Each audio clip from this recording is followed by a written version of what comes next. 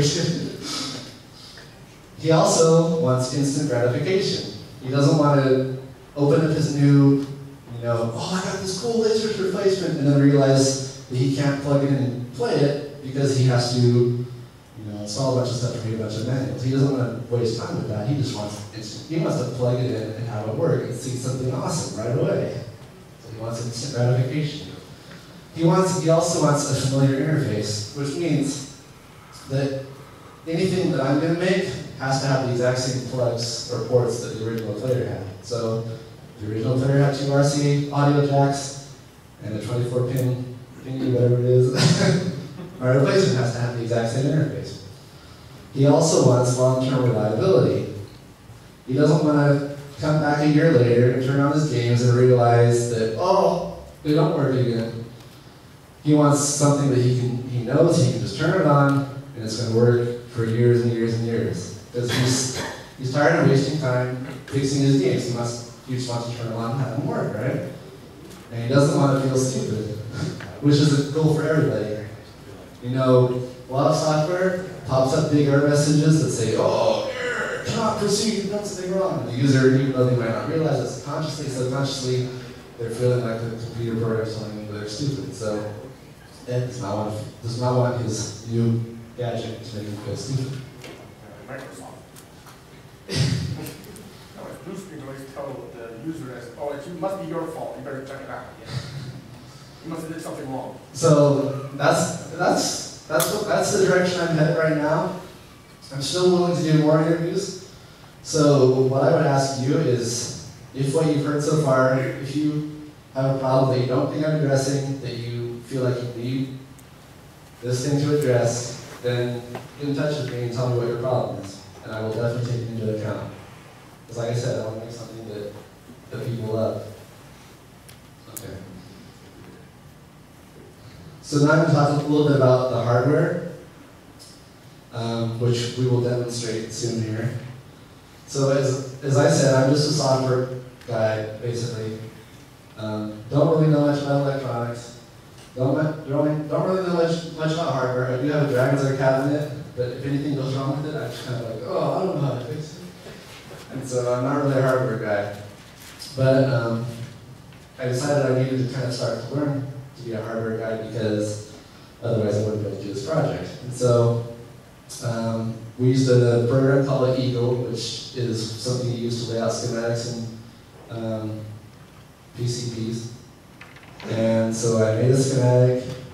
I decided for the first prototype I was only going to support the LDD1000 because that was, got to start small. And so we laid out a PCB that only does the LDD1000. We sent it off to a company in China and had a few prototypes made. Came back and then we bought the parts and soldered them on by hand. So that was pretty fun. And so here's what the first prototype looks like as of today. So you can see it's got, I don't know if anyone's big into electronics, but there's no surface mount parts. It's all through hole and all hand soldered. And it has the port here for the LD1000. We've been feverishly working on a second revision, but but it's so much work. We're trying to, for the second revision, we're trying to have like, a lot more ports on it to cover the other player. And right now, when you plug it in, you have to have like a PC, or in this case, a laptop to serve the video. But we realized that that's probably not what Ed's goal is. He probably wants something a lot smaller. So we hope to have something like this for the final product. This is called a Beagle board. It's basically a really small PC. And it's even smaller than our prototype. So basically it would either go above or beneath. You either go above or beneath, and so you basically have like this really tiny, cool thing that would replace your Laserdisc player. It would be a lot smaller, it would be solid state, so no moving parts, and it would perform a lot better than the original. So now I'm going to go through the games that we are trying to support, because I figure people probably want to know that. So here's the first list. This is the LDD1000. And also the PR7820. And so Dragon's Lair space safe, those are the points for starters because I have one in my garage. But I also want to point out that games like Badlands and Esches or Novella, those are pretty rare games, especially Esches. And getting discs for that's pretty hard these days. So I'm extra excited about supporting those games, because those are games that we can really save.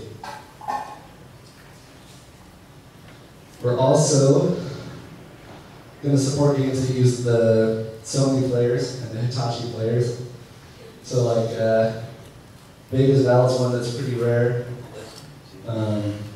Dragon's Lair 2 is kind of a pain because you have to have a specific player for the video overlay to work. Road Blaster is one of my favorite games, and it's also very rare, so I'm very happy that we got one. More out of obscurity. And all the American laser games should work too. And we are also targeting the PR8210 and PR8210A player, which is used in Cliffhanger, Mach 3, Us vs. Them, and Star Rider. I don't know how much you guys know about Star Rider, but it's the player it uses is I don't think I've ever seen one that works, and I think I've only seen one ever. So it's a very rare player. So we're excited about supporting that one. These players are a little bit trickier because the hardware in the machines actually captures the VBI data. I don't know if you guys are familiar with VBI data, but just suffice it to say, it gets its frame numbers a different way than all the other Laserdisc players. And we don't really have a good solution for this, so we have an idea we can try, but we can't guarantee that we'll be able to support these games. But the other ones we're pretty sure we can. So we're pretty excited about that. So these are the games that we were targeting. As you can see, I think we've got some really great coverage, and we're really excited about the games we're supporting. So, and we're also working very hard to support these games. So this one uses the infamous Philips player called the VP931. It's infamous because it's very fast, it can skip very quickly, but it's also extremely unreliable and extremely rare. And actually, these games are probably the reason that I started this project in the first place, because I went to CAX and I saw a partially working Freedom Fighter, and I decided that I wanted to see a perfectly working Freedom Fighter, because I wanted to play the game. And this is probably the only way I'm going to be able to play it. So, anticipating what some questions might be, you probably want to know, actually I'm sure you want to know when's it going to be time, and you might want to know how much it's going to cost. So I've set up a website so you can track the progress. The website's pretty basic right now, so don't expect too much, but I do have my blog in there, and I do tend to post updates on a pretty regular basis, pretty much every day. When's it going to be done? I don't know. Probably won't take another year, but it's probably going to be longer than 3 months. So we're working on it in our spare time. How much is it going to cost? Well, right now, it's looking like it's going to be about $400. But if we can bring the price down, we will. So that's where we're at right now. So now we're going to have the live demonstration. I'm going to turn the microphone over to Warren. Okay, just one note on the price for that. We are going to try to bring it down to 10, but if you think about it, if it's replacing a conversion card, a Laserdisc player, and a Laserdisc, when you add all that up, trying to get all of those in working condition is pretty hard. So, even that is still pretty reasonable when you consider that. So, Brad is helping out my camera so you guys can see it. So it's all pretty small, tucked behind the machine. Did you ship with the Laserdisc content on them, or you provide? It won't. I mean, it won't be sort of included with it, but it will. You'll have to upload it into it. Yeah, I mean, basically, it'll plug in on like a USB stick, which is effectively a Laserdisc, and we haven't figured out exactly how that's going to be distributed, but that shouldn't be too much of a problem. I mean, you have to have the games to be able, it's not like an emulator where, I just want everything for free. You have to have the game to be able to use it. So, that's half the battle right there. But that, there's still a couple of ideas. We haven't completely nailed that down yet, but it will be available in various ways. So, I don't know. Matt might have a better answer for you than I do on that. But anyway, before we figure out how you're going to get it, why don't we take a look at how it works. This was the board. There's one installed in the machine right now. And these are the connections from the game itself. There's the Laserdisc player interface, the video, and the audio. Those are the only connections that the original player has. And those are the only connections that you make with this board. So you don't make any other modifications to the machine itself. It's just the Laserdisc player, so there's no wiring in a PC to all kinds of harnesses and things. Because that's pretty difficult. For some games, it's pretty much impossible.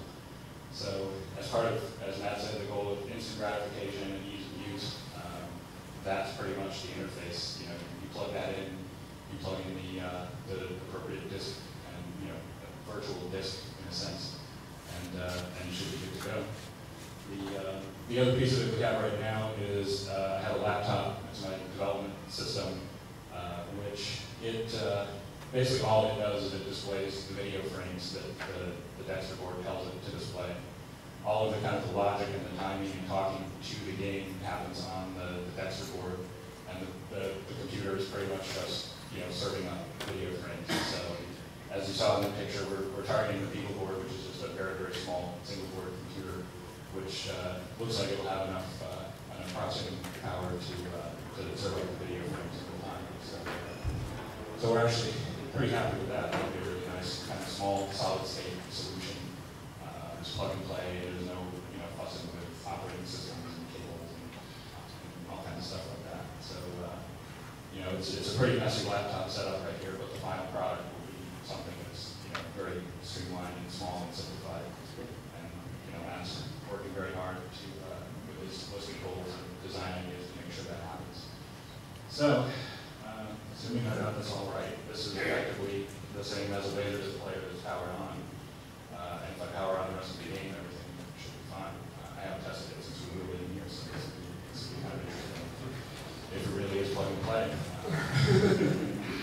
So this machine itself, this is one that someone recently purchased that had been basically sitting in storage for probably at least 10 years. It's kind of a nice machine. It's all original, but the Laserdisc player doesn't work. So it's kind of a perfect candidate for showing this. So we plugged it in place of the Laserdisc player, which is sitting here non-functional. So if I power it up, it should go through the same startup procedure and displaying kind of the startup things that the disk has at the beginning, and it should then start tracking. So let's see if it does it.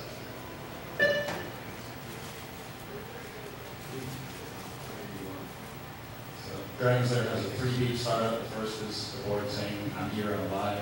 The second one says, I'm getting a signal from the Laserdisc player, which we should hear in a minute now. There we go.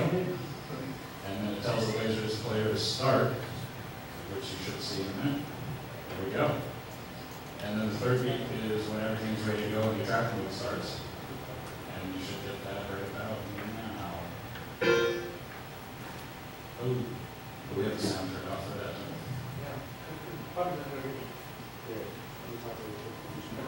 So one thing I forgot to mention is since this is prototype, not finished, there's no seat delay. So the scenes change instantly, which I know that the Ed guy, the Ed persona is not going to want. He's going to want everything exactly like it was. So I will definitely put in artificial seat delay to match the original player. But for now, it's going to be instant. So that's actually kind of cool. I think it's cool because I'm kind of like the tinkerer guy. So.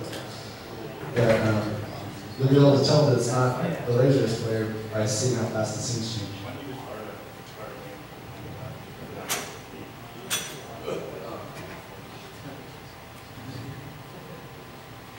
I'm not hearing sound. Oh no. We have this working. There you go.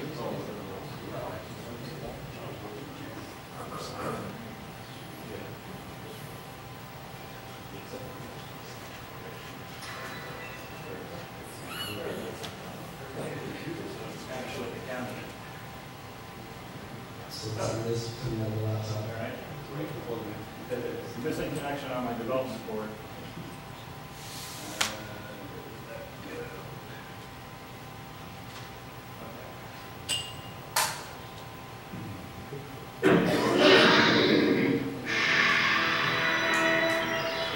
Okay, Brad, can you get the camera over here? Can you guys see the screen? No, we don't see it. I don't know if you can get the camera over here. Does anyone want to come up and play it? Just go through really fast. Brendan's good at it, Brendan.